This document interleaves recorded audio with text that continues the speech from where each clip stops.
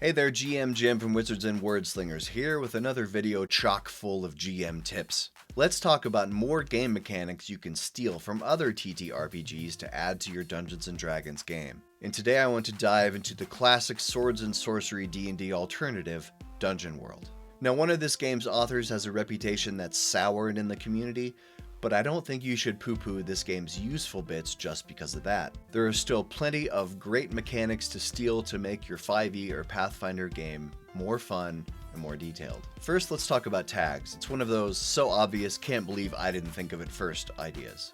Lots of games use something similar, but to date, 5e doesn't have anything exactly like this. Tags are basically a shorthand to help you save space in your notes by using a single word to define a thing or define the thing's qualities. Like when describing a town or a village, called a steading in Dungeon World, it can be dirt, poor, moderate, wealthy, or rich. And each one of these tags has a connotation to it. For example, poor means only the bare necessities for sale, weapons are scarce, unskilled labor is readily available. This would make your notes so much more readable and allow you to create most of what you need to know about a town's resources and capabilities with a single word.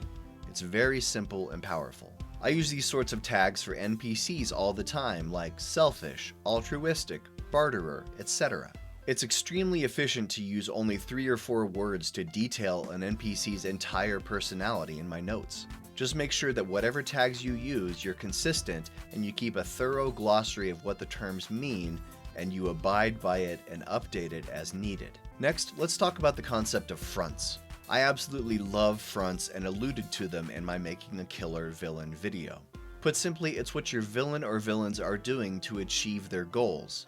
The book says, a front is a collection of linked dangers, threats to the characters specifically, and to the people, places, and things the characters care about. Consider them an organizational tool as inspiration for present and future mayhem. In my villain video, I talked about giving your BBEG a 5-step plan. This is basically a front, and Dungeon World uses the awesomely named tactic of grim portents, which is what your villain will or would do if the heroes don't take action to foil their dastardly plans. Grim portents. That's so metal.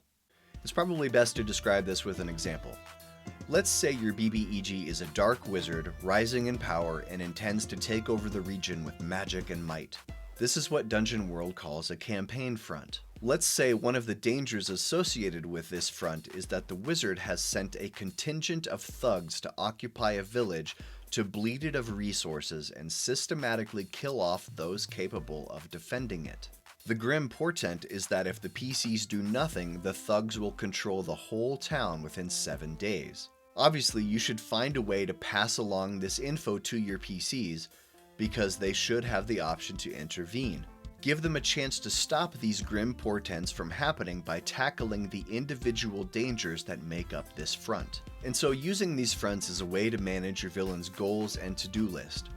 And always consider it a work in progress, updating it after each session depending on what actions the PCs have taken. And if the players decide to take up a big side quest of something unrelated, start a new front to track it.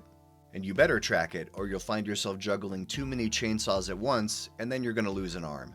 Finally, let's talk about mixed success, which is a concept from the Fate system that Dungeon World is based on.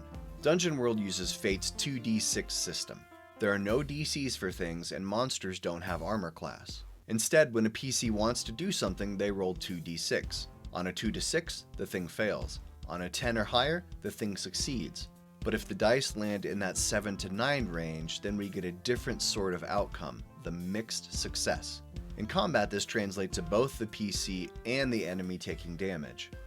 But out of combat, you can be much more creative with what qualifies as a mixed success. Here we get to use that age-old yes but storytelling mechanic. Yes, you can leap from your horse onto that moving train, but you twist your ankle in the process.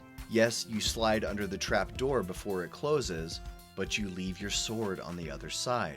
Yes, you resisted that monster's mind control ray, but now you're drained and take penalties in further combat. I think this can translate to 5e when players roll close to, but not exactly the number they need. If a monster's AC is 18 and the player rolled a 17, maybe you let them hit it, but the sword is slightly damaged. A couple more hits like that and it'll break Breath of the Wild style. Or hand out levels of exhaustion in exchange for barely failing saving throws. So get creative with it and have fun. And if you'd like to purchase a copy of Dungeon World, check out the link below. What else do you like about Dungeon World? Let me know in the comments. That's all from GM Jim. Now go out there and have fun.